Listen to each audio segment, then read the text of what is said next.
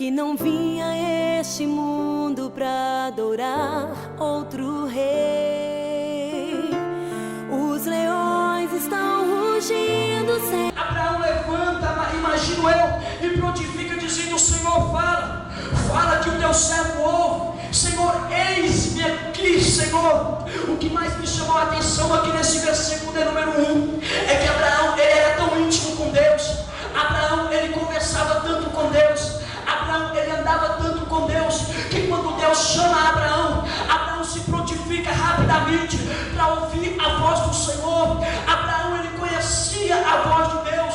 E quando eu abro a minha Bíblia Sagrada, lá em 1 Samuel, capítulo 3, no capítulo 4, se não me falha a memória, eu vejo Deus ele chamando a Samuel. E aí há uma grande diferença, porque Deus ele chama Samuel cerca de 3 a 4 vezes, e Samuel não conhecia a voz do Senhor. Ele ainda era jovem, ele ainda era criança. Ele corre até o sumo sacerdote, ele dizendo: eis-me aqui, o Senhor me chamou. E ele disse: não, eu não te chamei, vai deitar. E ele volta a deitar, e Deus fala novamente: Samuel. Samuel corre até o sumo sacerdote, isso por várias vezes. Só que ele era experiente, ele sabia quem estava chamando Samuel era Deus. E ele fala com Samuel: Samuel, quando essa voz te chamar, você vai dizer: eis-me aqui, Senhor. Fala, porque o teu servo ouve. E quando ele volta a deitar, eu acredito, porque se Deus quisesse falar com ele, Deus tinha falado diretamente com ele, mas Deus queria ter uma intimidade com Samuel.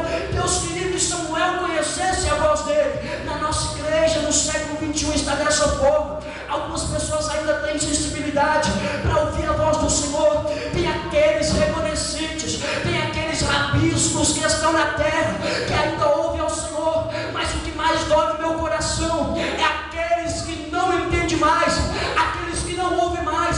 Quando Deus está falando, Deus está falando, Deus está falando. É como Balaão, Deus está falando: não vai, não vai, não vai, Balaão. Só que Balaão vai tentando ir. E Deus fala: jumenta, fala com Balaão, que é para ele voltar. Deus usou a jumenta para falar com Balaão. Mas eu quero te dizer aqui nessa noite, Deus me levantou como profeta só para te dizer que é hora de você voltar a ouvir a voz dele.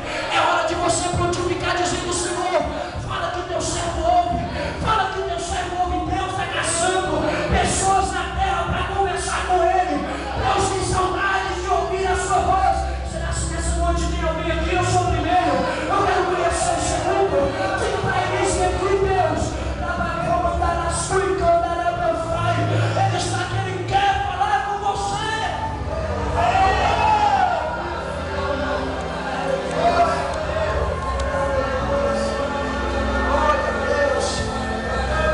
E quando Deus ele acaba de falar com Abraão, a Bíblia Sagrada diz que agora ele prontificando e começando a conversar com o Senhor fala: toma agora o teu filho, o teu único filho, porque Deus sabia que ele tinha Ismael com Agar, mas só que Deus estava querendo falar com ele: Abraão, é o filho da promessa, aquele que eu te prometi, aquele que eu prometi para você e para Sara. Toma ele agora, pega o teu único filho, e agora segura um pouquinho, porque certamente quem deu ele a Abraão foi Deus. Foi Deus que fez o milagre na vida de Sara. Então agora nasce Isaac e Deus fala: pega o teu filho, o teu único. Deus nunca vai pedir aquilo que você tem com excesso. Deus vai pedir sempre o teu único. Deus pede sempre o único para te testar, para te provar. Porque muitas das vezes as pessoas que estão na igreja não são mais espiritualistas, estão sendo materialistas. Pessoas que estão apegadas em bens materiais. Talvez Deus está te dizendo: filho, me dá o teu único carro só para ver o que você vai fazer. Me dá a tua única casa, a tua única moto. Deus nunca vai pedir o que você tem com excesso. Você vai entender já o porquê Deus pede isso. E agora Deus fala: Abraão, eu quero o teu único filho, porque certamente se eu pedisse você teria Ismael, mas Ismael não serve. Eu quero Isaac, porque Isaac é o filho da promessa. E a Bíblia Sagrada diz que Abraão tem todo o prazer, ele tem todo amor no seu coração de buscar Isaac para Deus. E quando ele vai buscar Isaac, sabe por que Deus sempre pede o único? Sabe por que Deus sempre trabalha só com o único? Porque numa certa feita, a Bíblia diz lá em João 3,16, que Ele deu o seu único filho para morrer por mim e por você. O único filho dele veio na cruz do Calvário para morrer por mim e por você. Tem muitas pessoas que apegaram, mas Deus está te dizendo nessa noite, Mateus 6,33, buscar primeiro o reino de Deus e a sua justiça, que as outras coisas Ele vai acrescentar. Quanto nessa noite quer buscar o que vem dos céus, quanto nessa noite quer buscar o que vem de cima, quantos nessa noite levanta as suas mãos e começa a adorar.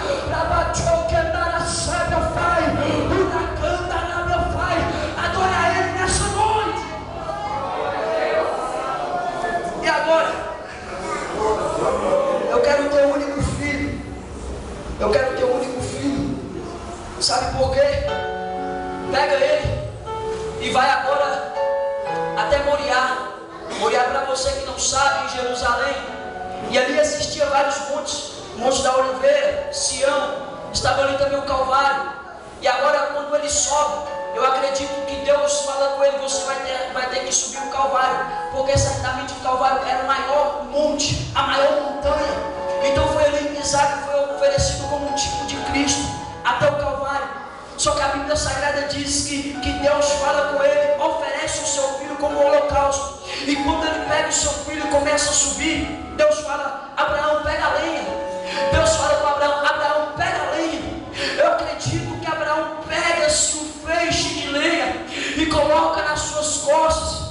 Pega o jumento, pega agora 2 moços e começa a subir. Eu quero voltar um pouco, porque se ele não tivesse pegado a lenha, não haveria holocausto. Quando eu vejo a Bíblia falando de lenha, eu vejo a Bíblia falando de oração. Quando eu vejo a Bíblia falando de lenha, eu vejo a Bíblia falando de oração. Eu acredito que se a lenha não tivesse, Deus não manifestaria o seu poder, porque certamente a lenha no holocausto, Deus derramaria o fogo e o holocausto seria consumido. Eu acredito e tenho certeza e quero que você entenda, quando eu falo de lenha, eu falo de oração. E quando eu falo de oração, eu falo de avivamento. Sem a lenha, sem oração, não há avivamento.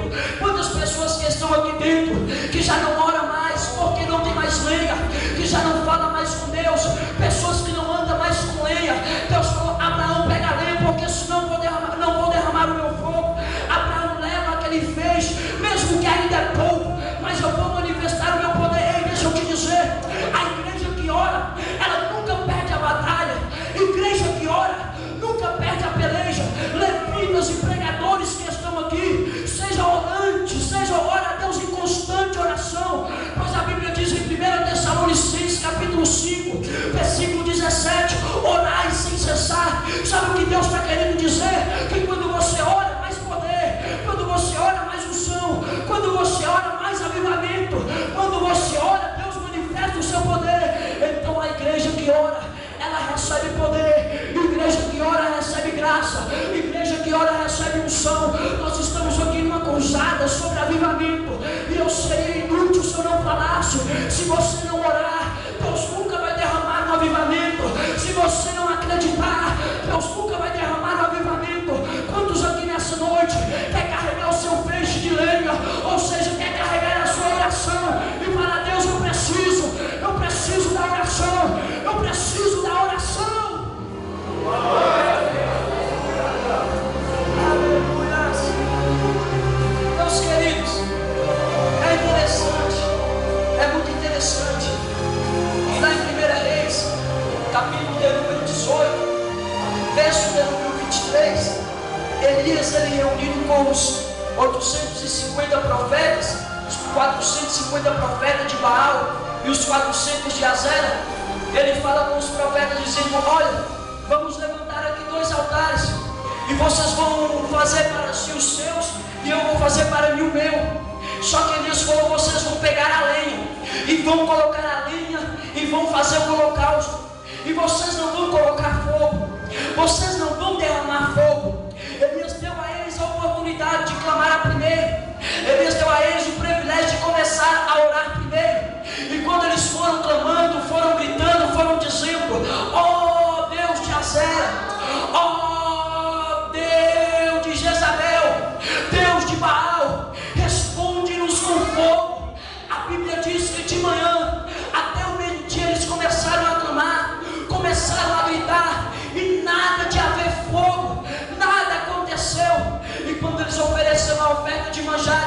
Elias disse: agora chegai-vos a mim, achegai-vos todos vós a mim, vou colocar a lenha, vou colocar ali, vou colocar no holocausto e vou clamar a Deus. A Bíblia diz que Elias agora prostra o joelho no chão e faz uma oração dizendo: ó Deus, eu sou teu servo, ó Deus, eu sou teu filho, e conforme todas as palavras eu fiz estas coisas, obedecendo ao Senhor. A Bíblia diz que quando Elias acaba de orar, quando ele fecha a sua boca, os céus ele rasga no meio, e uma tocha de fogo desce e consome aquele holocausto. Sabe o que Elias estava querendo dizer? Olha, o Deus que respondeu com fogo, esse é Deus. Deixa eu te dizer algo, só Deus pode promover um avivamento para a igreja do século 21. Não é o Deus de Azera, não é o Deus de Baal, não é o Papa, não é a presidente, não é o deputado, não é o governador, é só o Deus de Abraão, é só o Deus de Isaac, é só Ele que pode promover um avivamento nessa cidade, nessa igreja, nesse Brasil. Então, se você quer participar, levanta as suas mãos por gentileza, levanta as suas mãos por gentileza.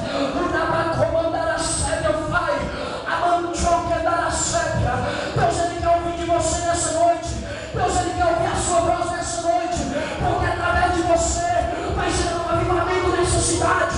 Através de você vai acontecer muitas coisas para a glória do nome de Deus. Meus queridos, deixa eu dizer algo. Em fevereiro eu estive na Europa, estive na Inglaterra pregando, e o que mais me doeu, Kleber Lucas, Lázaro, o pastor Paulo Marcelo esteve lá, Silmar Coelho, eu vi muitos pregadores brasileiros lá, e eu falei: Deus, por que tudo isso? Porque sempre sai pregador do Brasil para ir para a Europa, para a Ásia, para a América, para a África. Sabe por quê? Porque Deus, ele, numa certa feita, o avivamento estava sobre os Estados Unidos da América, e o povo não valorizou aquele avivamento.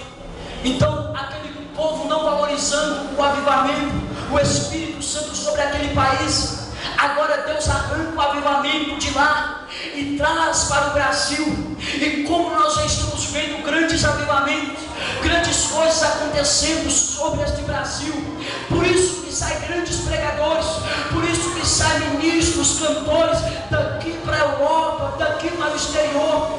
Então eu pude perceber que Deus, ele trouxe o avivamento para cá, mas uma profecia foi dita ainda esse ano, que se nós brasileiros não valorizássemos o avivamento, o Espírito Santo que está sobre esse Brasil, Deus arrancaria do Brasil e levaria para a África.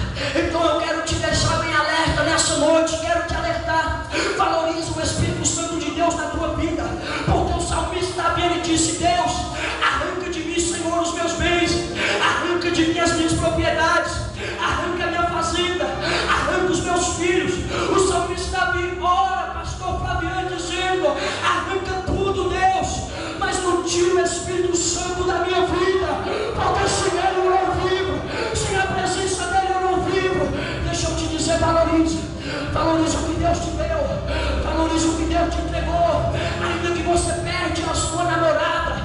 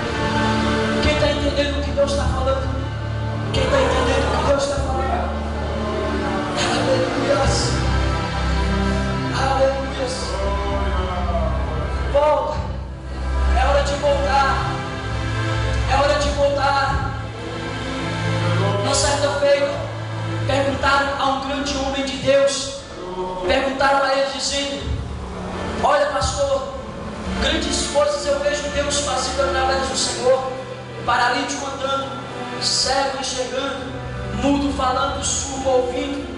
E eu fizeram a entrevista, e eu queria saber quantas horas o Senhor ora por dia. O Senhor ora 5 horas, e ele não. O Senhor ora 8 horas por dia, ele não. O Senhor ora 4 horas por dia, ele não. Mas ele falou: olha, eu não oro nem 1 hora por dia, mas eu também não fico 5 minutos sem falar com Deus. Aonde eu vou, estou falando com Deus. Aonde eu vou, estou falando com Deus. Deixa eu te dizer algo. A Bíblia diz, a Bíblia Sagrada diz que nós devemos andar em constante oração. Sabe por quê? Porque mente vazia é a oficina do diabo. Então tem muitas pessoas que não conseguem mais orar, pessoas que não conseguem mais falar com Deus, pois Deus falou: Abraão, sobe. Mas antes de você subir, pega a lenha, pega o teu filho, e você vai subir, Abraão. Mas eu preciso, Abraão, dessas lenhas, porque sem elas eu não vou derramar o fogo, eu não vou derramar a minha resposta. Deixa eu te dizer algo, meu irmão. Deus nunca vai fazer nada, Deus nunca vai fazer nada na sua vida se você não orar, se você não conversar. Sabe por quê? Porque muitas pessoas já me disseram como é uma oração. O que é uma oração? Eu disse: uma oração não é nada mais, nada menos do que uma conversa, do que um diálogo entre você e Deus. Uma oração é um diálogo entre você e Deus, não passa disso. Então agora eu entendi que se eu prostrar os meus joelhos no chão e começar a conversar com Deus, eu sei que Ele me ouvirá, eu sei que Ele responderá às minhas orações. Mas algumas pessoas têm a mente para dizer: olha, Deus não está me ouvindo mais, Deus não está me respondendo mais, Deus esqueceu de mim. Como assim você está indo contra a Bíblia? Porque a Bíblia Sagrada diz em Isaías 59 que os ouvidos do Senhor não estão agravados para que não possam ouvir, nem as suas mãos acolhidas para que não possam salvar. E o profeta Jeremias disse, o profeta Jeremias conversando com Deus, ele disse: Deus, o que eu faço? Deus, o que eu vou falar? O que eu vou fazer? E Deus fala: Jeremias, pode clamar,